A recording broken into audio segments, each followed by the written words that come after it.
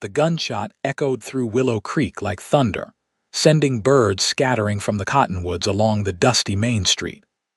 Rose Lawson's heart slammed against her ribs as rough hands seized her arms, dragging her toward the swinging doors of the Silver Dollar Saloon. The year was 1876, and in this remote corner of Wyoming territory, a woman alone had few protections, especially a schoolteacher with no family to speak for her. "Let me go," Rose cried, digging her heels into the dirt. Her honey-blonde hair tumbled from its careful arrangement as she struggled against the iron grip of Jasper Quinn, the saloon owner whose advances she'd repeatedly rejected. "Time you learned your place in this town, Miss Lawson," Quinn sneered, his breath hot against her cheek. "You've been putting on airs since you arrived. Tonight you'll entertain my customers like the other girls." Rose's cheeks burned with indignation. At 22, she'd come west with dreams of independence, of shaping young minds at the newly established schoolhouse. 6 months in Willow Creek had earned her the respect of most townsfolk, but had also caught the unwanted attention of the most dangerous man in the county. "Someone help me," she called out, but the few onlookers averted their eyes. Quinn's influence ran deep, and no one dared cross him. No one except Lucas O'Malley. Lucas had been watering his horse at the trough outside the general store when he heard the commotion. At 26, the rancher had seen his share of the ugliness men could inflict upon one another during his years driving cattle across the frontier. He'd built his modest spread outside of town through sweat and determination, keeping to himself and avoiding trouble. But something about the schoolteacher had caught his attention from the moment she'd stepped off the stagecoach last winter. Her quiet dignity, her kindness to the children, even the most difficult ones, and the gentle way she carried herself through town, had stirred something in him he'd thought long buried. His hand dropped instinctively to his Colt revolver as he watched Quinn, and his thug's manhandle rose toward the saloon. Lucas wasn't looking for trouble, but he'd be damned if he'd stand by while they forced a decent woman into that den of iniquity. "Quinn," Lucas called out, his voice cutting through the commotion. "Take your hands off the lady." The saloon owner turned, his face twisting into a mocking grin. "Mind your business, O'Malley. Miss Lawson here's got a debt to settle. I owe you nothing." Rose protested, wincing as Quinn's fingers dug deeper into her arm. Lucas stepped forward, dust rising from his worn boots. "Whatever disagreement you have can be settled proper-like. Let her go," Quinn laughed, a harsh sound like breaking glass. "Boys, show Mr. O'Malley what happens to men who don't know their place." 2 men detached themselves from Quinn's group. Lucas recognized them as hired guns who drifted into town recently trouble looking for a place to happen. "Last chance," Lucas warned, his voice level despite the rapid beating of his heart. The first man lunged, and Lucas sidestepped, driving his fist into the attacker's midsection. The second man drew his pistol, but Lucas was faster, knocking the weapon aside and landing a solid punch that sent the man sprawling in the dirt. As the commotion grew, Quinn dragged Rose through the saloon doors, her struggles growing more desperate. Lucas fought his way toward the saloon, determination hardening his features. Inside, the piano player stopped mid-song, and conversations died as he burst through the swinging doors. The smoky interior, lit by oil lamps that cast long shadows across the room, fell silent as every eye turned to the confrontation. Quinn stood behind the bar, still gripping Rose's arm. Her face was pale but resolute, chin raised despite her fear. "This ends now," Lucas declared, moving purposefully across the sawdust-covered floor. "You're trespassing in my establishment, O'Malley," Quinn said, nodding to several men who rose from their card games, hands hovering near their weapons. Lucas didn't break stride. "A man who forces a woman against her doesn't deserve to own anything in this town." Rose's eyes met his across the room, grateful, frightened, and something else that made his heart beat faster. "I've had enough of your interference," Quinn snarled, reaching beneath the bar. Lucas dove forward as the shotgun blast tore splinters from the wooden post beside him. Women screamed and men scrambled for cover as he rolled to his feet, toppling a table for protection. In the chaos, Quinn dragged Rose toward the back stairs that led to the private rooms above. Lucas vaulted over the bar, tackling one of Quinn's men who tried to block his path. His fist connected with the man's jaw, sending him crashing into a shelf of bottles. "Rose," Lucas called out, catching a glimpse of her struggling form being pulled up the staircase. He fought his way across the room, dodging a chair thrown by one of the patrons who joined the fray. A knife slashed across his sleeve, drawing blood, but he barely felt the pain as he pursued Quinn and Rose.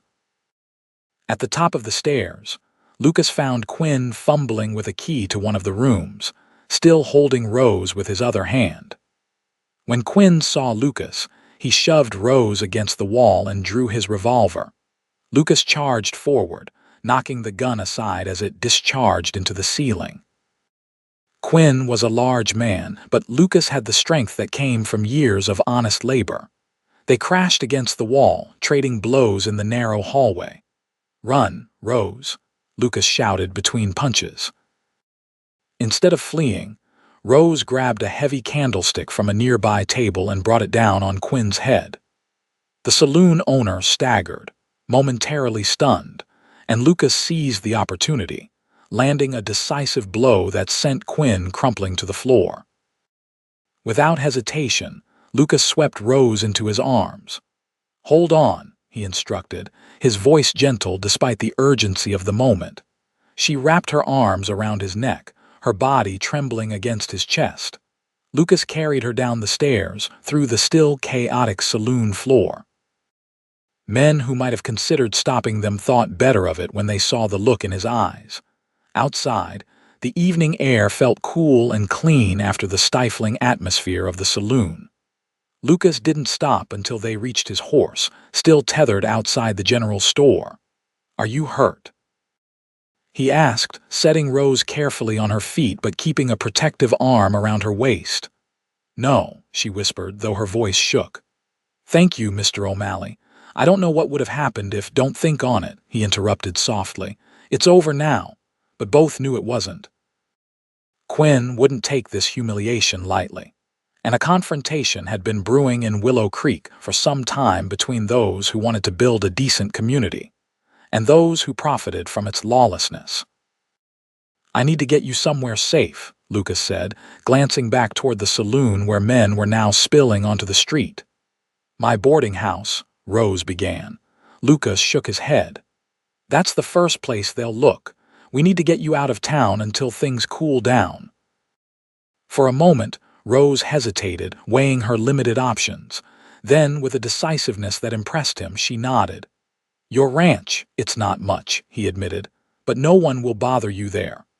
Lucas helped her onto his horse, then swung up behind her. As they rode out of town, Rose leaned back slightly against his chest, exhaustion and relief making her light-headed. "I've caused you terrible trouble," she murmured. Lucas's arms tightened briefly around her as he guided the horse along the darkening trail. "Trouble found you, Miss Lawson. I just happened to be there to meet it." The night settled around them as they rode away from Willow Creek, neither fully understanding how this single violent encounter would change both their lives forever. Lucas's ranch sat nestled in a small valley about 5 miles outside of town, the simple cabin and modest barn silhouetted against the purple twilight sky. As they approached, Rose felt herself relaxing slightly, the tension of the past hours giving way to bone-deep weariness. "It's not what you're used to," Lucas said as he helped her down from the horse, his hands lingering briefly at her waist to ensure she was steady. "It's perfect," Rose replied honestly, taking in the neat yard and the smoke curling from the chimney. "You've made a real home here." Something in her words seemed to please him, though he only nodded and led the horse to the small corral. "My foreman, Henry, must have kept the fire going." He lives in the bunkhouse with the other hands, but comes by to check on things when I'm in town. Rose followed Lucas to the cabin door, suddenly aware of her disheveled appearance. Her dress was torn at the sleeve where Quinn had grabbed her, and her hair hung in loose waves around her shoulders, the pins long lost in the struggle. The cabin was surprisingly comfortable inside a main room with a stone fireplace, a solid table with 4 chairs, and a few pieces of sturdy furniture. A doorway led to what Rose presumed was a bedroom, and a small kitchen area occupied one corner. "Please sit," Lucas gestured toward a chair. "I'll make some coffee." Rose sank gratefully into the offered seat, watching as Lucas moved about the kitchen with easy familiarity. His movements were efficient, betraying none of the awkwardness some men showed when faced with domestic tasks. "Have you lived here long?" she asked, needing conversation to distract herself from the evening's events. "4 years," he replied, setting the coffee pot on the stove. "Came west after the war, worked cattle drives for a while, then saved enough to put a down payment on this place." "It was just a broken-down line shack back then." "You've accomplished a great deal in a short time." Lucas shrugged, uncomfortable with the praise. "Just wanted something that was mine." He turned to face her, leaning against the counter. "Are you certain you weren't hurt?" "Quinn and his men aren't known for gentleness." Rose unconsciously touched her arm where bruises were already forming. "Nothing lasting. My pride is more wounded than anything else. I should have known better than to confront Quinn about the school funds." Lucas's eyebrows rose. "School funds?" "The town council allocated money for new books and supplies. Quinn is the treasurer." Her mouth twisted bitterly. "When I went to collect the funds this afternoon, he suggested an alternative arrangement for obtaining them. When I refused and insisted on reporting him to the council, he threatened me. I didn't think he'd act so quickly." "That explains his claim about you owing him something," Lucas said, pouring coffee into 2 tin cups. He handed one to Rose, their fingers brushing briefly. "Thank you," she said softly, and they both knew she meant for more than just the coffee. "Anyone would have done the same," he demurred. "But they didn't. You did." Rose met his eyes directly. "Why?" Lucas took a sip of his coffee, considering her question. "Because it wasn't right," he said finally, "and because—" He hesitated. "Because," she prompted. "Because you matter," he said simply. "To the town, to the children." The unspoken to me hung in the air between them, but neither acknowledged it. "What will happen now?" Rose asked instead, her fingers tightening around the warm cup. "Quinn won't let this go," Lucas admitted. "But neither will I. First light, I'll ride to the county seat and speak with the marshal. Quinn's been running Willow Creek like his personal kingdom for too long." "That could take days," Rose protested. "And the children, I have a responsibility to the school." "Your safety comes first," Lucas insisted. "You can stay here until it's settled. My sister left some clothes when she visited last month. They might fit you well enough." The mention of clothes reminded Rose of her predicament alone at a man's ranch, with nothing but what she wore. In any other circumstance, it would be scandalously improper. "I couldn't impose." "It's not an imposition," Lucas interrupted. "And I'll be gone to fetch the marshal. Henry and the boys will keep an eye on things. No one will think anything of it under the circumstances." Rose wanted to protest further, but exhaustion was claiming her.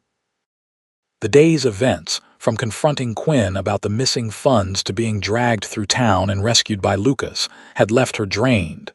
Lucas noticed her fatigue. "You need rest. You can take my room.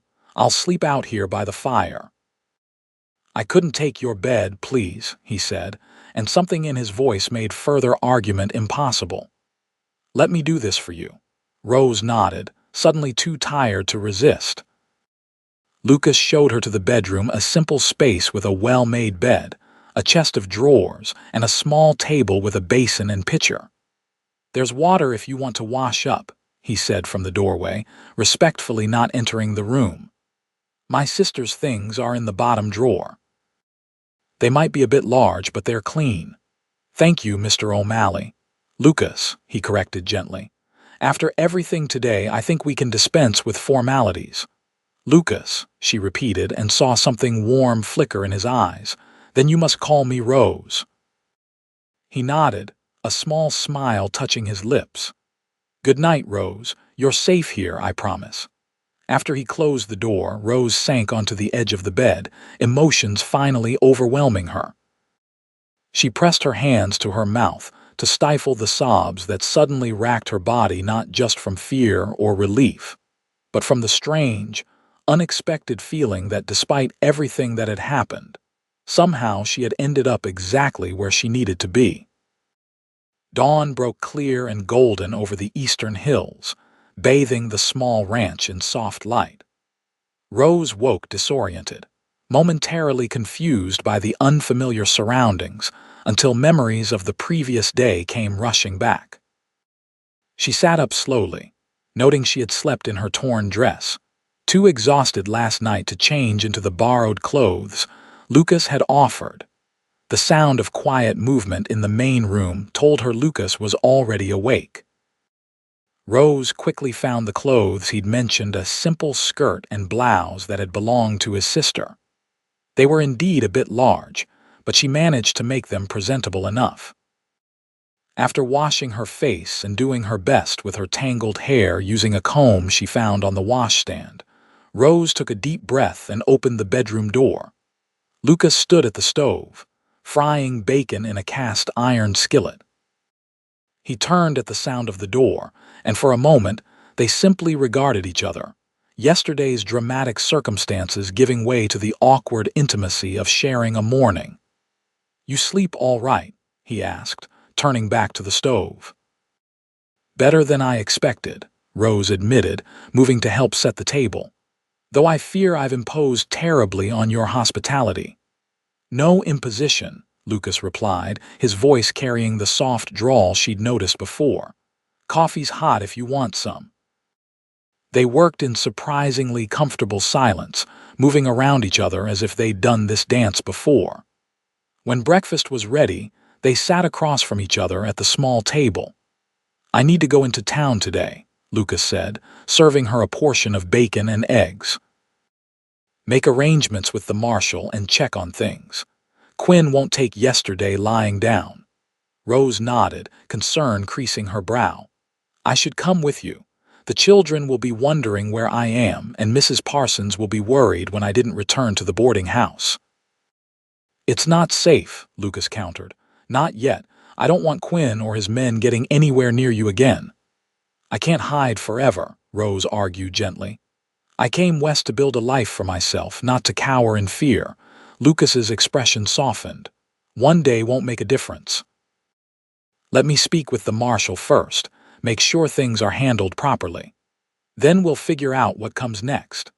Something in his words, the casual "we," sent an unexpected warmth through Rose. She had been on her own for so long, making her own decisions, carrying her own burdens. The idea of sharing that weight, even temporarily, was both foreign and strangely comforting. "Very well," she conceded. "One day." After breakfast, Lucas prepared to leave for town. Rose walked with him to the corral where he saddled his horse, a sturdy bay gelding that nuzzled his master's shoulder affectionately. "Henry will be around if you need anything," Lucas told her as he checked the saddle straps. "He's a good man, fought alongside me in the war." Rose nodded, suddenly reluctant to see him go. "Please be careful. Quinn has friends in town." "So do I," Lucas assured her, though they both knew his allies were fewer and less powerful than Quinn's. He hesitated, then added, "Whatever happens, I won't let him hurt you again." The promise hung between them, weighted with meaning neither was ready to examine too closely. "I know," Rose said simply. Lucas mounted his horse, looking down at her with an expression she couldn't quite decipher. "I'll be back before sundown." As she watched him ride away, Rose felt a curious mixture of anxiety and anticipation. In just 24 hours, her carefully constructed life had been completely upended, yet somehow, Standing in the morning sun outside Lucas O'Malley's cabin, she felt more grounded than she had in years. The day passed slowly. Rose busied herself around the cabin, finding comfort in domestic tasks. She washed the breakfast dishes, swept the floor, and even darned a pile of socks she found in a basket by the fireplace. The simple work calmed her mind and kept her from dwelling too much on what might be happening in town. In the early afternoon, she ventured outside, exploring the small ranch. The property wasn't large compared to some of the cattle spreads in the territory, but it was well maintained and productive. A small vegetable garden behind the cabin showed careful tending, and the few cattle in the nearby pasture looked healthy and content. As she walked toward the barn, a weathered man in his 50s approached, touching his hat respectfully. "Afternoon, madam, Henry Blackburn. Mr. O'Malley asked me to check on you." "Rose Lawson," she replied with a smile. "I was just admiring the ranch. Lucas has built something special here." Henry nodded, pride evident in his face. "That he has. Started with nothing but determination and a good eye for land. Works harder than any 3 men I've known. You've been with him long, since the beginning. Served with him during the war Tennessee and Georgia campaigns. When he decided to come west, I figured I might as well tag along." Henry glanced toward the road to town. "He told me what happened yesterday. Jasper Quinn's had this coming for a long time." Rose sighed. "I'm afraid I've brought trouble to Lucas's doorstep." "Trouble finds its way around these parts without invitation, madam," Henry replied philosophically. "But Lucas can handle himself. Always could, even as a young lieutenant facing odds that would make most men turn tail." They spoke a while longer, Henry sharing stories of the ranch's early days and the challenges they'd overcome. Rose found herself increasingly curious about the man who had risked so much to help her, seeing him through the eyes of someone who clearly respected him deeply. As the afternoon waned, Rose returned to the cabin to prepare a simple supper from the provisions in Lucas's pantry. She was just taking fresh biscuits from the oven when she heard hoofbeats approaching. Her heart leapt with relief as she recognized Lucas dismounting outside. But when he entered, the grim set of his jaw told her the news wasn't good. "What happened?" she asked, setting aside the pan of biscuits. Lucas removed his hat, running a hand through his dark hair. "Marshal Thompson wasn't in Clearwater. His deputy says he's tracking rustlers up north and won't be back for at least a week." Rose's shoulders slumped. "And Quinn, claiming you stole money from the saloon, says he was just bringing you back to return it when I interfered." Lucas's mouth twisted bitterly. "He's got 3 men swearing to his story and half the town's too afraid to speak against him. So it's my word against his," Rose said quietly. "And mine," Lucas added firmly. "I'm not backing down from this, Rose. Quinn crossed a line." The intensity in his voice stirred something in her.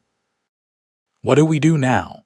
"We get proof of what he's been doing with the school funds," Lucas said, crossing to the table and accepting the cup of coffee she offered. "Without evidence, it's just accusations." "The ledger," Rose said suddenly. "Quinn keeps a ledger where he records all the town funds. When I confronted him, I saw there were inconsistencies, amounts that didn't match what the council had approved. If we had that ledger—" "It would be in his office at the saloon," Lucas mused. "Getting to it won't be easy." "We have to try," Rose insisted. "It's not just about me anymore. He's stealing from the children, from the future of Willow Creek." Lucas studied her, admiration clear in his eyes. "You're not what I expected, Rose Lawson." "Oh, and what did you expect?" A small smile touched his lips. "Not someone willing to take on Jasper Quinn and his whole operation for the sake of a few schoolbooks." "Education matters," she said simply. "It's the difference between having choices in life and having none. I learned that lesson early." Something in her tone made Lucas look at her more carefully. "You speak from experience." Rose nodded, memories surfacing that she rarely shared. "My father died when I was 12. My mother took in laundry, cleaned houses, whatever work she could find to keep us fed. But she insisted I stay in school. Your mind is the one thing no one can take from you, she would say. She moved to the window, looking out at the gathering dusk. When I was 16, my teacher recommended me for a position as an assistant at a ladies' academy in Boston. The salary wasn't much, but it allowed me to continue my own education while teaching younger girls. When my mother passed 2 years ago, I decided it was time to make my own way completely. The advertisement for a teacher in Wyoming Territory seemed like providence. Your mother sounds like a remarkable woman, Lucas said softly. She was, Rose agreed, turning back to him. And she would be the first to say we can't let Quinn continue stealing from those children. Lucas was quiet for a moment, then nodded decisively. We'll get that ledger. But we need a plan, one that doesn't put you back in Quinn's reach. They spent the evening strategizing, sharing the simple meal Rose had prepared. As they talked, Rose found herself drawn to Lucas's quiet strength and thoughtful intelligence. He wasn't a man of many words, but those he chose carried weight. Tomorrow's Saturday, Lucas noted. Quinn holds a big poker game in the back room every Saturday night. The saloon will be busy and he'll be distracted. That's our chance then, Rose agreed. But how do we get in without being seen? A smile slowly spread across Lucas's face. I might have an idea about that. As night deepened around the small cabin, their conversation gradually shifted from planning to more personal matters. Lucas told her about growing up in Pennsylvania, his service during the Civil War, and his journey west seeking something he couldn't quite name. The first time I saw these mountains, he said, gazing out the window at the dark silhouettes against the star-filled sky, something settled in me. Like I'd been carrying a burden I didn't even know I had, and suddenly it was lifted. I felt something similar when I stepped off the stagecoach, Rose admitted. Despite the dust and the primitive conditions, there was a sense of possibility, as if the very air held more promise than back east. Do you regret coming? Lucas asked, his eyes serious in the lamplight. Rose considered the question carefully. No, she said finally. Even with everything that's happened, I don't regret it. There's honesty here in the land and the people. Even the dangers are straightforward, not hidden behind polite smiles and social niceties like back east. Lucas nodded, understanding exactly what she meant. It's a hard place, but a true one. They fell into comfortable silence, the crackling fire the only sound in the room.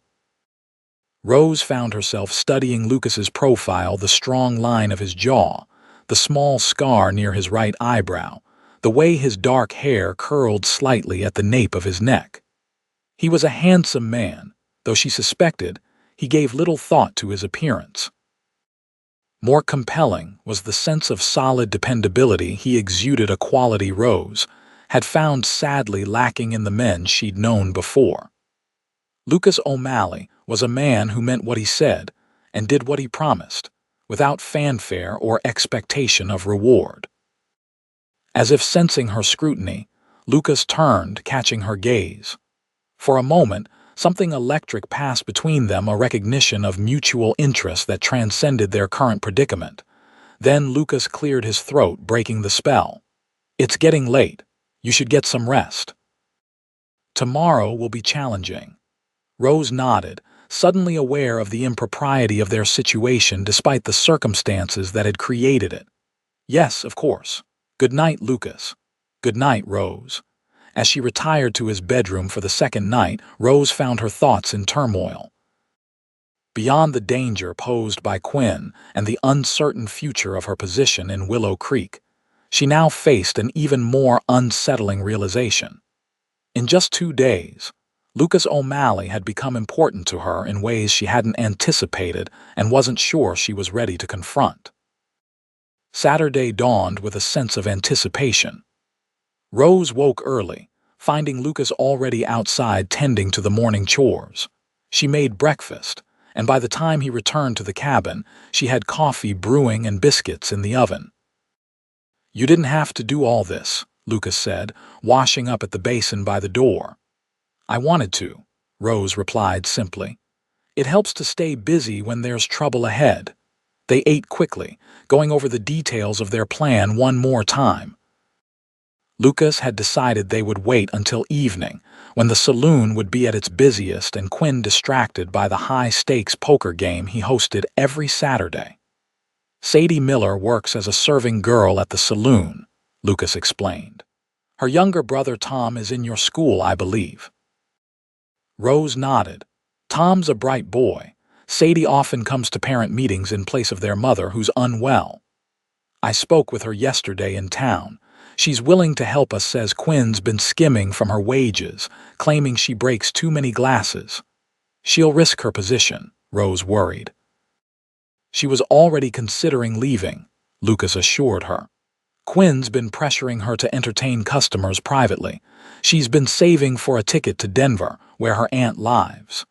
The plan was straightforward, if risky. Sadie would create a distraction in the main saloon while Lucas and Rose slipped into Quinn's office through the back entrance. They would find the ledger, document the discrepancies, and leave before anyone realized they were there. What if Quinn keeps the ledger locked away?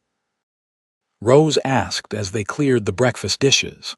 I've thought of that, Lucas replied, reaching into his pocket and producing a small set of pics. Picked up a few skills during the war that weren't exactly standard military training. Rose raised an eyebrow but didn't comment. The day passed with agonizing slowness. To keep her mind occupied, Rose helped Lucas with various tasks around the ranch, feeding chickens, weeding the vegetable garden, and mending a torn shirt she found in his mending basket. The domestic routine felt strangely comfortable, as if they'd been sharing these simple tasks for years rather than days. In the late afternoon, Lucas saddled 2 horses, his bay gelding, and a gentle mare he kept for occasional visitors. You ride? He asked as Rose approached the corral. Not well, she admitted. We'll have to go slowly. Lucas helped her mount, his hands strong and steady at her waist. Just relax and move with her. Daisy here is gentle as they come. As they rode toward town, the setting sun painted the landscape in golds and purples. Under different circumstances, it would have been a pleasant evening ride. Instead, tension built with each mile, the stakes of their mission weighing heavily on both of them. They approached Willow Creek from the south, avoiding the main street and circling behind the row of buildings that made up the town's business district. The Silver Dollar Saloon sat at the far end, its windows already glowing with lamplight as dusk deepened. Lucas led them to a small stable behind the dressmaker's shop, where they left their horses with a boy he knew and trusted. From there, they made their way through back alleys until they reached the rear of the saloon. Sadie will signal us when Quinn is settled in his poker game, Lucas whispered, drawing Rose into the shadows beside a stack of empty crates. Then we'll have maybe 15 minutes before anyone might come looking for the private stock he keeps in his office. Rose nodded, her heart hammering against her ribs. In the gathering darkness, Lucas's face was mostly shadow, but she could feel his eyes on her. You don't have to do this, he said softly. I could go in alone. We're in this together, Rose replied firmly. 2 sets of eyes will find what we need faster than one. The back door of the saloon opened, spilling yellow light briefly into the alley. Sadie Miller stepped out, ostensibly to empty a bucket of dirty water. As she did so, she glanced in their direction and nodded once before returning inside. That's our signal, Lucas murmured. Quinn's in the back room. We wait 3 minutes, then go in. Those 3 minutes felt eternal. Rose tried to steady her breathing, focusing on the solid presence of Lucas beside her rather than the dangers that awaited inside. When it was time, they moved quickly to the back door.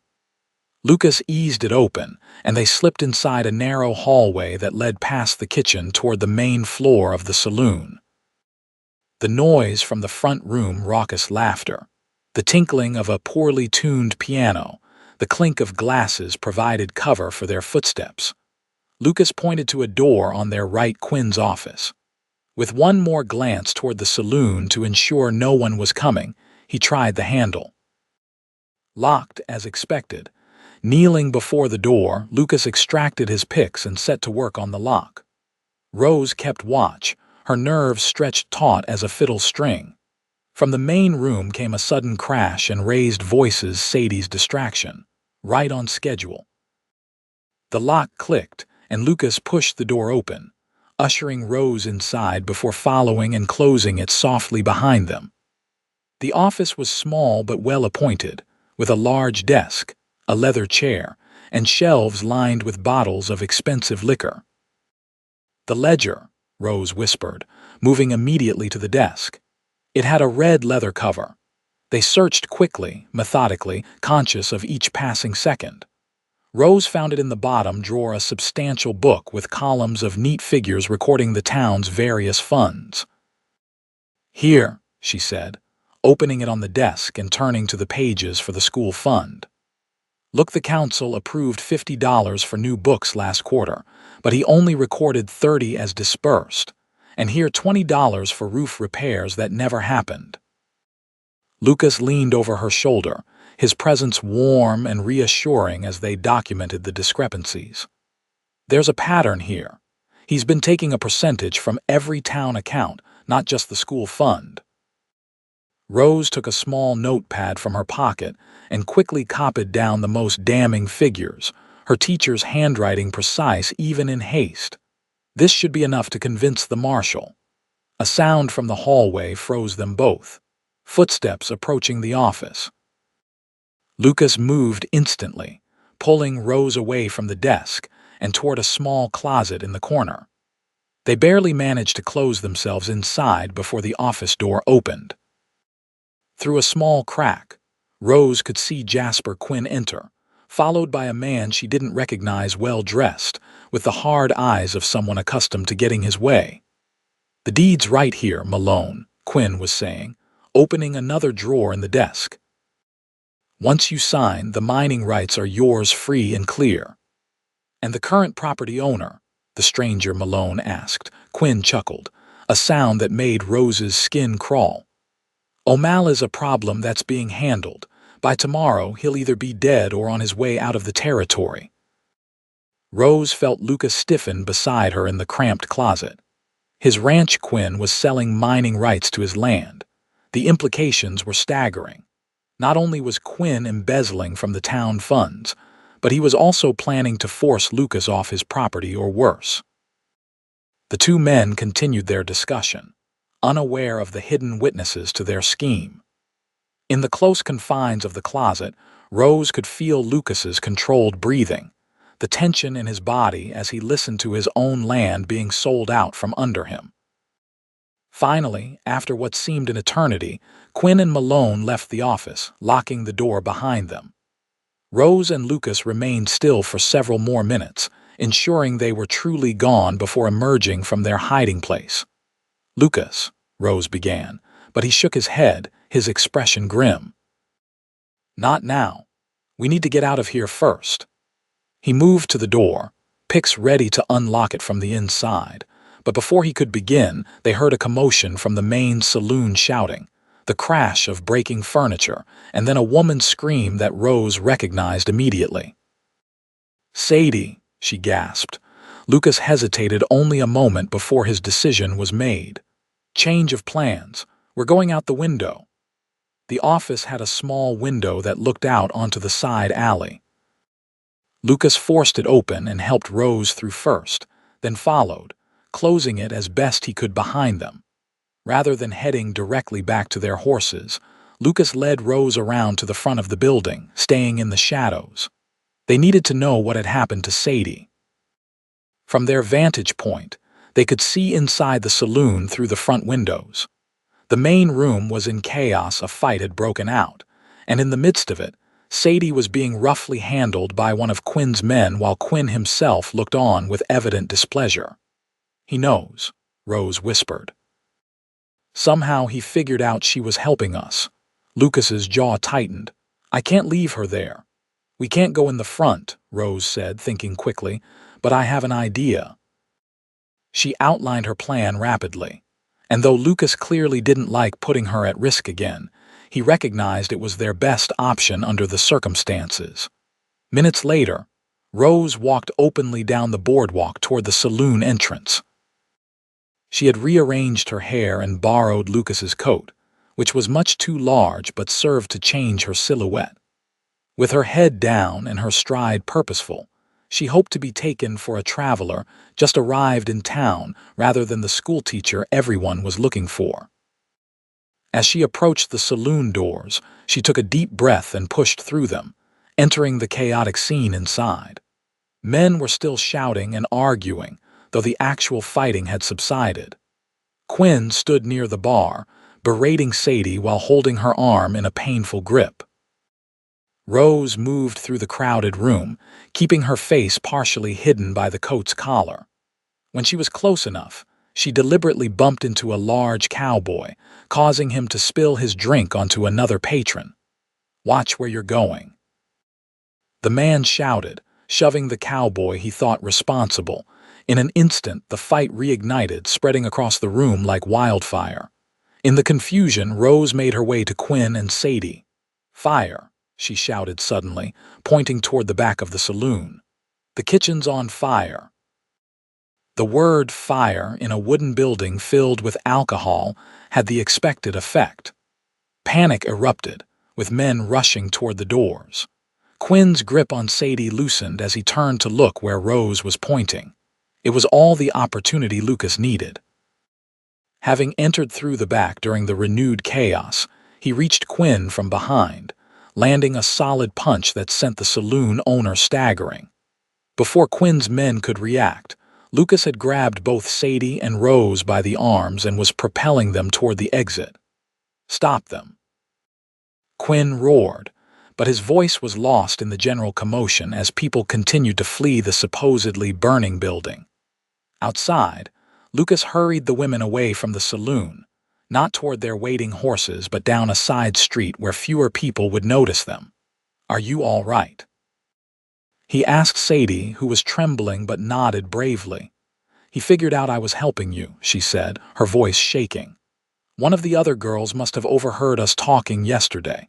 "You can't go back there," Rose said firmly. "He'll hurt you." "My brother, we'll make sure Tom is safe," Lucas promised. "But right now, we need to get you out of town." They circled back to their horses, moving carefully to avoid being seen. Lucas helped both women mount Rose on Daisy and Sadie riding double with him on his gelding. As they rode out of town, Rose glanced back at the lights of Willow Creek, wondering if she would ever return to the life she'd begun to build there.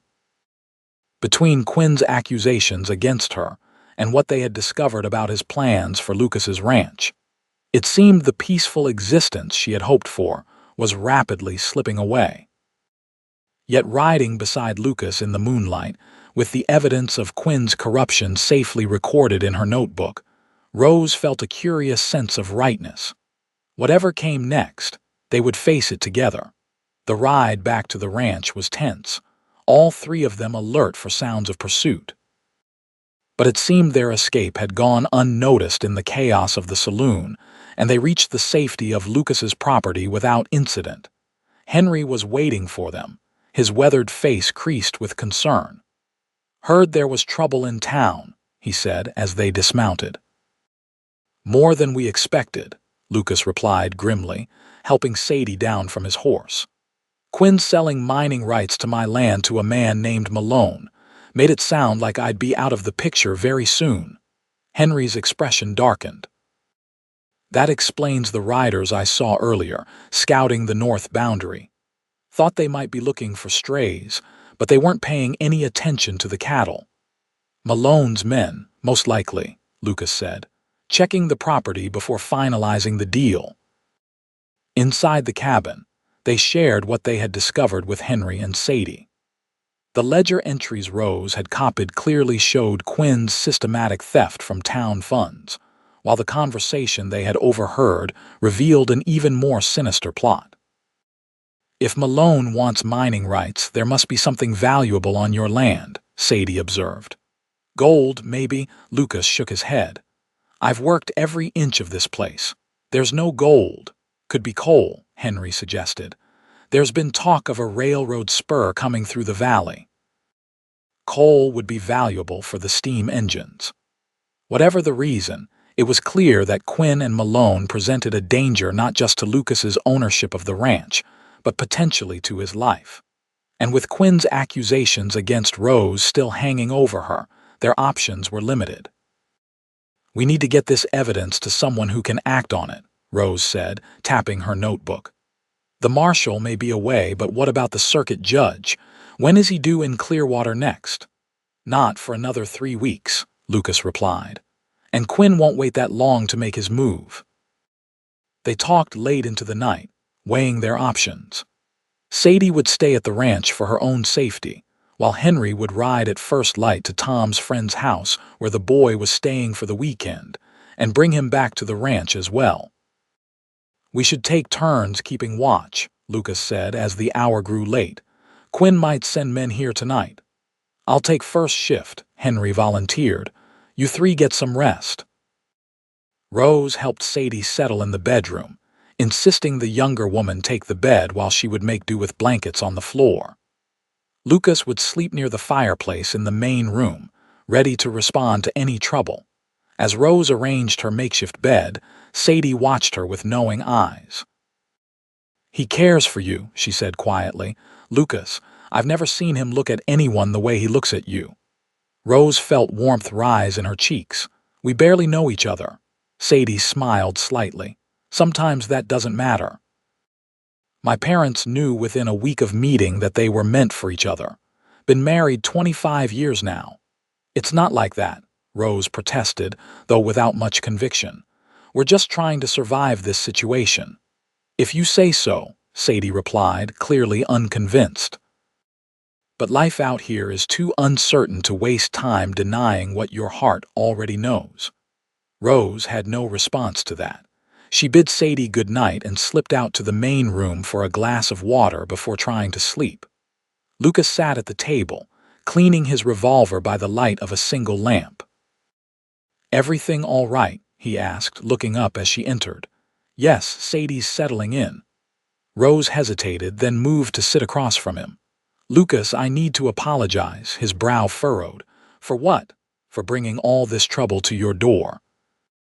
If I hadn't confronted Quinn about the school funds, then he would have continued stealing from the town and children would have gone without proper education. Lucas interrupted firmly. And he still would have tried to sell my land out from under me. None of this is your fault, Rose. Still, you've risked so much for me. Your safety, your home. Lucas set aside his revolver, his eyes meeting hers steadily. Some things are worth the risk. The simple statement hung between them, weighted with meaning that went beyond their current predicament. In the soft lamplight, Lucas's face was all planes and shadows, his usual reserve softened by exhaustion and the intimacy of the late hour. Why did you really help me that day at the saloon? Rose asked, the question that had been on her mind since he'd carried her out of Quinn's clutches. Lucas was quiet for a long moment, considering his answer. Because from the moment you stepped off that stagecoach 6 months ago, something in me recognized something in you. He looked down at his hands, strong and calloused from years of ranch work. I watched you build a life here, saw how you cared for those children, how you stood your ground even when things were difficult. You have a courage that has nothing to do with guns or fists. He met her eyes again. When I saw Quinn dragging you to that saloon, it wasn't just about right and wrong anymore. It was about you. I couldn't bear the thought of anything happening to you. Rose's breath caught at the raw honesty in his voice. Lucas. A sound from outside interrupted whatever she might have said, the distant but distinct crack of a rifle shot, followed by Henry's warning shout. Lucas was on his feet instantly, grabbing his gun. They're here. Get Sadie and stay away from the windows. The peaceful moment shattered, replaced by the immediate threat of danger. As Rose hurried to wake Sadie, she knew that whatever future might lie beyond this night, whatever might grow between her and Lucas first, they had to survive Quinn's vengeance. The next hours passed in a blur of tension and sporadic violence. Quinn had sent 5 men to deal with Lucas and retrieve Rose, clearly unaware that Sadie was also at the ranch. They attacked from different directions, using the darkness as cover. Lucas and Henry had prepared for such a possibility. The cabin's shutters were solid wood, offering protection from gunfire, and they had stashed extra ammunition and supplies in strategic locations. Still, they were outnumbered, and Quinn's men seemed determined to finish their task. Rose and Sadie huddled in the bedroom, listening to the exchange of gunfire outside. Despite her fear, Rose found herself wishing she could do more to help. When a lull in the shooting came, she made her decision. "Stay here," she told Sadie, picking up a shotgun Lucas had left for their protection. "What are you doing?" Sadie hissed, eyes wide. "Evening the odds," Rose replied with more confidence than she felt. She slipped into the main room where Lucas was reloading his rifle near one of the windows. He looked up in alarm when he saw her. "Rose, get back, I can shoot," she told him firmly. "My father taught me before he died. I'm not as helpless as you think." Before Lucas could argue further, a shot splintered the wood beside the window, sending both of them ducking for cover. "They're trying to flank us," Henry called from his position at the back of the cabin. 2 men moving toward the barn. Lucas made a quick decision. "All right," he told Rose. "Cover that window, fire if anyone gets too close, but don't expose yourself. I'm going to circle around behind them." "Be careful," Rose said, the words inadequate for the fear she felt at the thought of him facing Quinn's men alone. Lucas's hand brushed her cheek briefly. "Always am."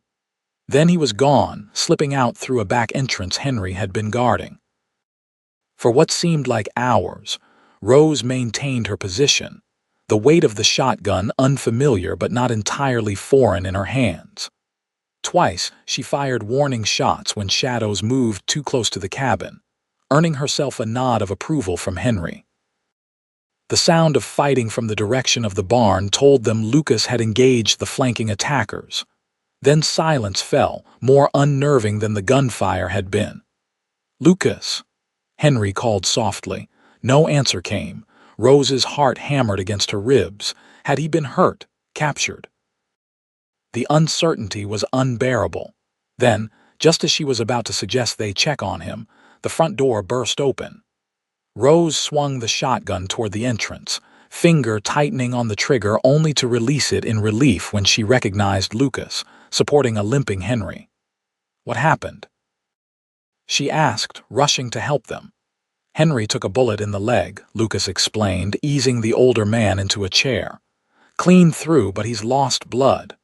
Rose immediately set to work, tearing strips from a clean sheet to bandage the wound. "The men, 3 down," Lucas said grimly. 2 ran off, probably heading back to tell Quinn they failed. "Which means he'll come himself next time," Henry said through gritted teeth as Rose cleaned his injury. "With more men." The night's attack had made their situation even more precarious. By morning, Quinn would know they had evidence of his corruption and his plans for Lucas's ranch. He would be desperate to silence them before they could reach the authorities.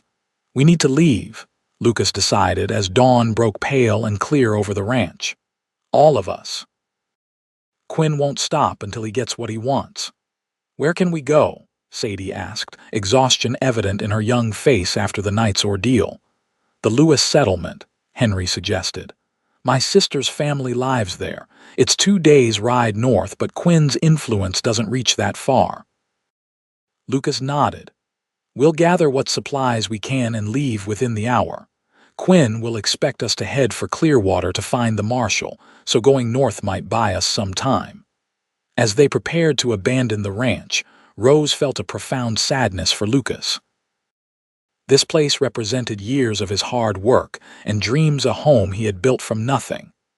Now he was being forced to flee it, perhaps never to return. She found him in the barn, saddling horses and loading supplies.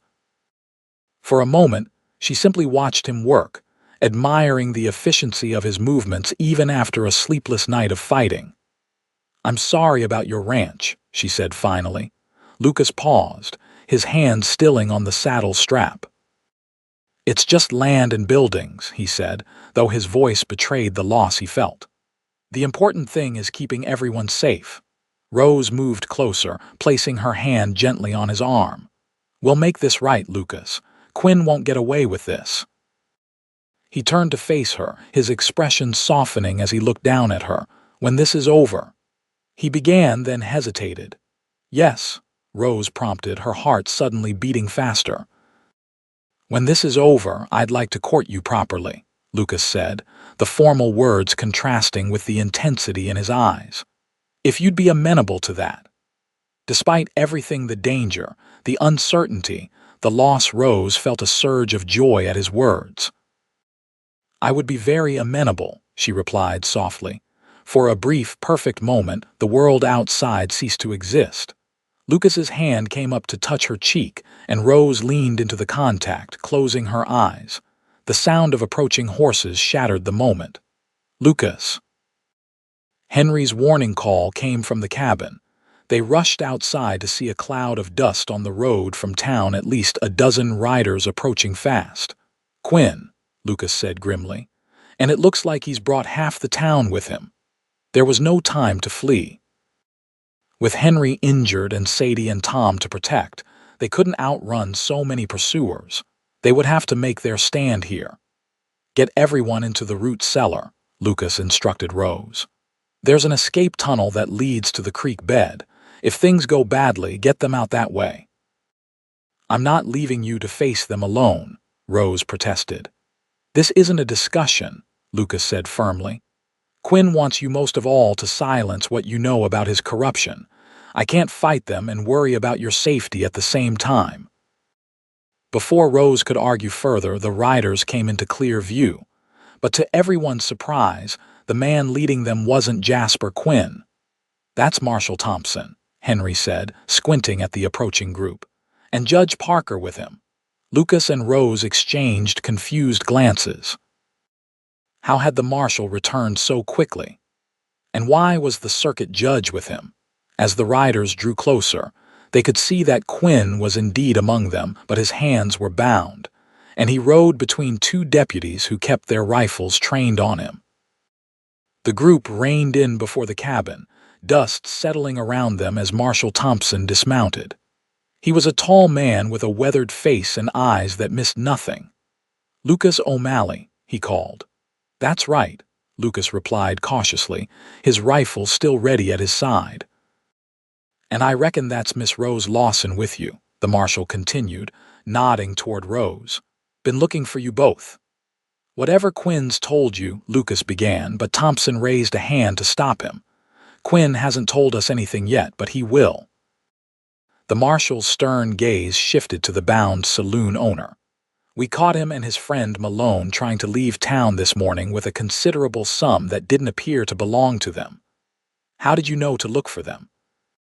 Rose asked, stepping forward despite Lucas's protective hand on her arm.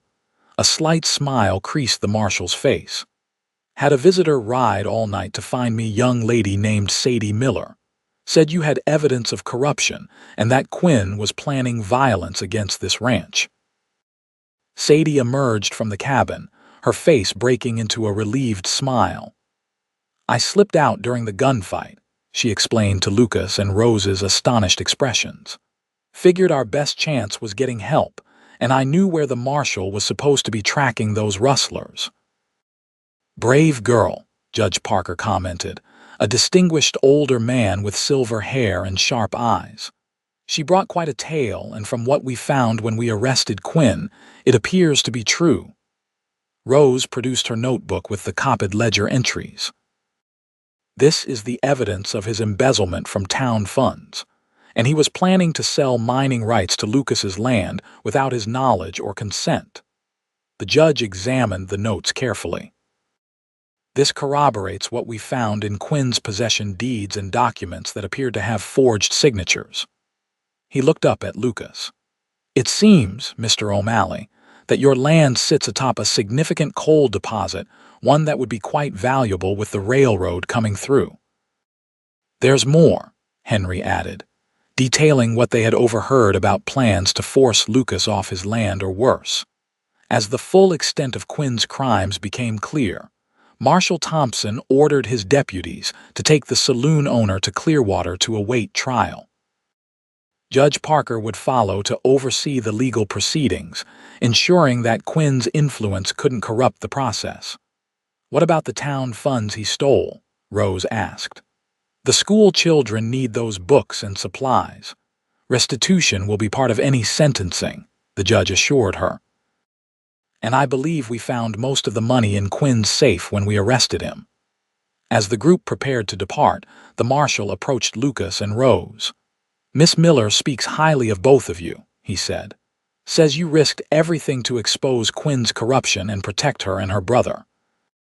"She risked more," Lucas replied, glancing at Sadie with newfound respect. "We had no idea she'd gone for help." "Sometimes the quietest people show the most courage when it matters," the marshal observed. "The territory needs more folks like you people willing to stand against corruption, even at personal cost." With Quinn in custody and the immediate danger past, a profound relief settled over the ranch. Henry's wound would heal, Sadie and Tom were safe, and the evidence against Quinn would ensure he faced justice for his crimes. As the riders disappeared back toward town, Lucas turned to Rose, taking her hands in his. "It's over," he said simply. Rose nodded, emotions too complex for words welling up inside her. "Your ranch is safe." "Our future is safe," he corrected gently. "The rest is just details." In that moment, standing in the morning sunlight outside the home he had built, Rose understood with perfect clarity that her journey west had led her exactly where she needed to be.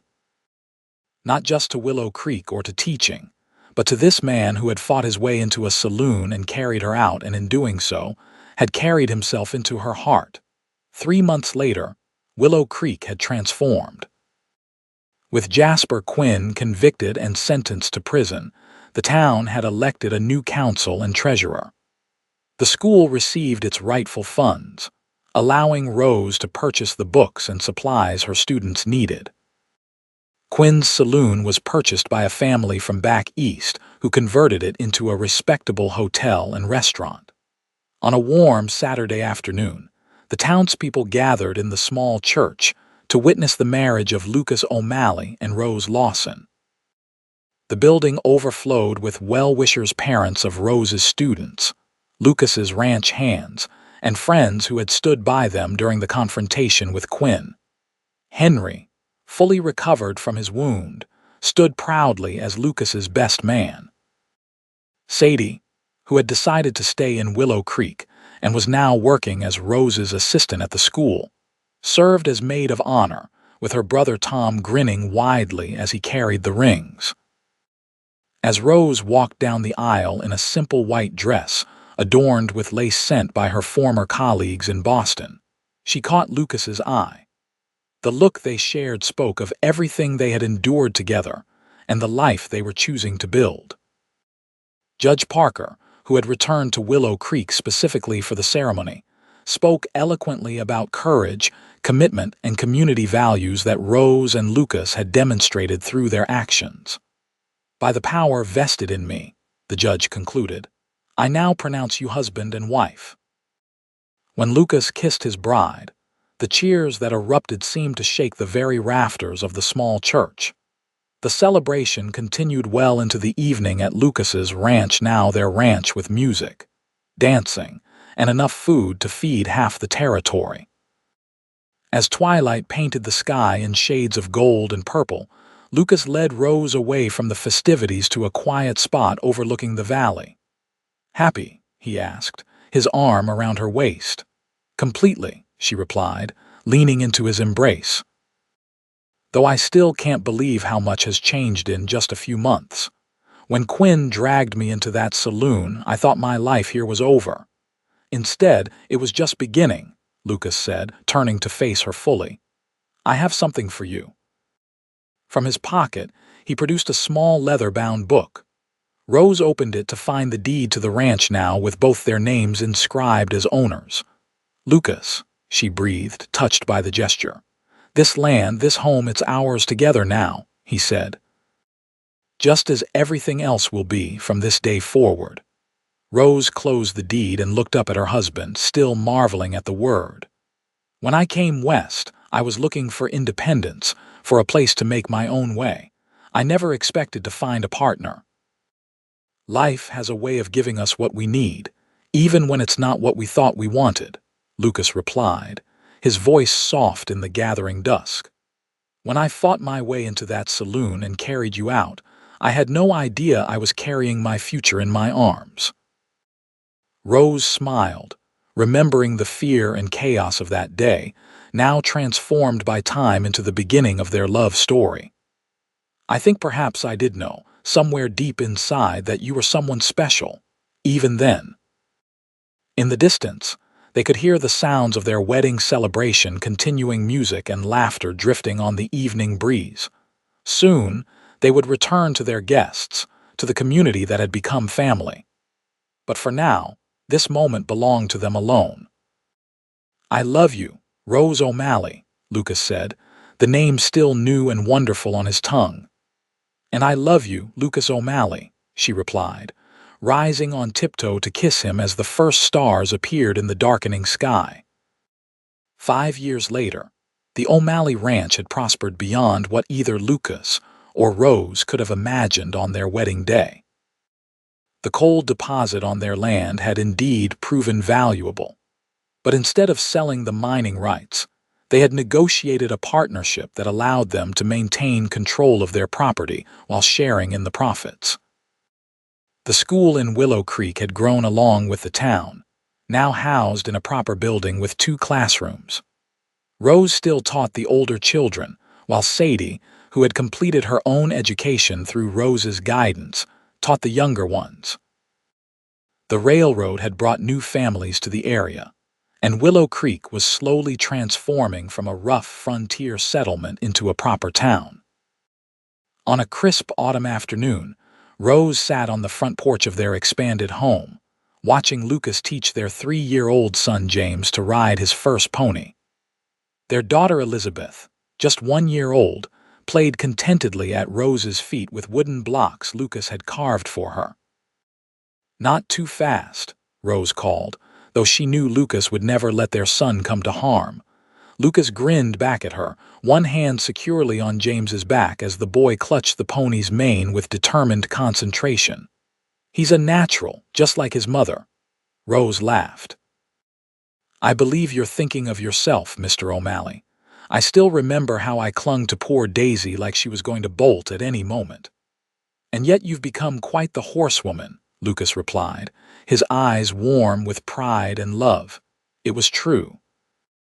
Like so many things in her new life, Rose had embraced riding with determination, gradually overcoming her initial fear until she could confidently accompany Lucas around their property, and even join cattle drives when needed.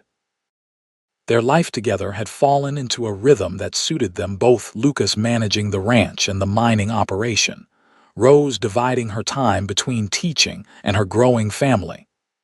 They complemented each other perfectly, his quiet strength balancing her spirited determination. As the afternoon shadows lengthened, Henry rode up to the house, returning from town with the mail and supplies. Though his hair had grown fully silver now, he remained a vital part of their household, having declined Lucas's offer of retirement to become a beloved uncle figure to James and Elizabeth. "Letters from back east," Henry announced, handing Rose several envelopes. "And the newspaper says Judge Parker is being considered for a position on the Territorial Supreme Court. He deserves it," Lucas commented, leading James and his pony back to the porch. "No finer man of the law in these parts." Rose smiled, remembering how the judge had married them and later christened both their children. Through the years, he had remained a friend and occasional visitor to the ranch. As evening approached, the family gathered for dinner in the spacious kitchen that had been added during the home's expansion. Joined by Henry and two of the younger ranch hands who had nowhere else to go, they shared a meal filled with conversation and laughter. Later, after the children were asleep and the house had quieted, Lucas and Rose sat together on the porch, a quilt draped over their laps against the autumn chill. Above them, stars scattered across the vast Wyoming sky, brighter and more numerous than Rose had ever seen in the crowded east. "I had a letter from Sadie today," Rose said, leaning her head against Lucas's shoulder. "She's considering the proposal from that young shopkeeper." "William's a good man," Lucas observed. "Steady, hard-working." "Yes," Rose agreed, "but she wanted my advice on whether she's rushing into things." "They've only known each other 6 months." Lucas chuckled softly. "And what wisdom did you impart?" "I told her that sometimes 6 months is more than enough time to know your heart," Rose replied, tilting her face up to his. "After all, you proposed to me after just 3 days of hiding out together during a gunfight." "Best decision I ever made," Lucas said, leaning down to kiss her gently. "Though I maintain I knew from the moment I carried you out of that saloon." Rose smiled against his lips. Such a romantic, beneath that stoic cowboy exterior. They sat in comfortable silence for a while, listening to the night sounds of the ranch, distant cattle lowing, an owl calling from the nearby woods, the soft creak of the porch swing as they swayed gently back and forth. "You ever miss it?" Lucas asked suddenly. "Your life back east, the city, the culture?" Rose considered the question seriously, as she always did when Lucas asked something of her. "Sometimes I miss certain things," she admitted. "The libraries, the concerts. But I never miss my life there, because it wasn't truly mine, not the way this life is." She gestured toward their home, the land spreading out around them in the moonlight. "This is where I belong, Lucas.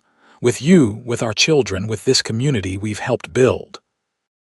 "I've never been more certain of anything." Lucas's arm tightened around her shoulders. "Even when Quinn's men were shooting at us," he teased. "Even then," Rose confirmed with a soft laugh. "Perhaps especially then, because that's when I saw most clearly what we could be together."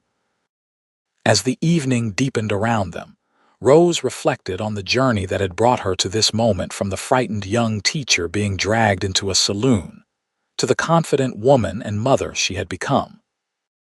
Every step, even the painful ones, had been necessary to create the life she now cherished. "What are you thinking about?" Lucas asked, noting her contemplative expression. "About how sometimes the worst moments can lead to the best ones," she replied. "If Quinn hadn't tried to force me into that saloon, I would have found another excuse to rescue you," Lucas finished with certainty. "Some things are just meant to be, Rose." She smiled, knowing he was right. Whatever paths they might have taken, whatever obstacles they might have faced, she and Lucas would have found each other.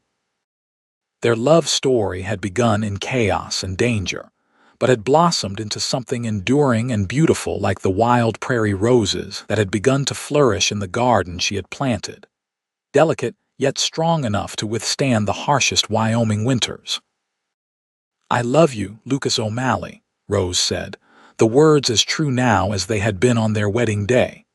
"And I love you, Rose O'Malley," he replied, gathering her closer as the stars continued their eternal dance above the home they had built together. "Yesterday, today, and all our tomorrows."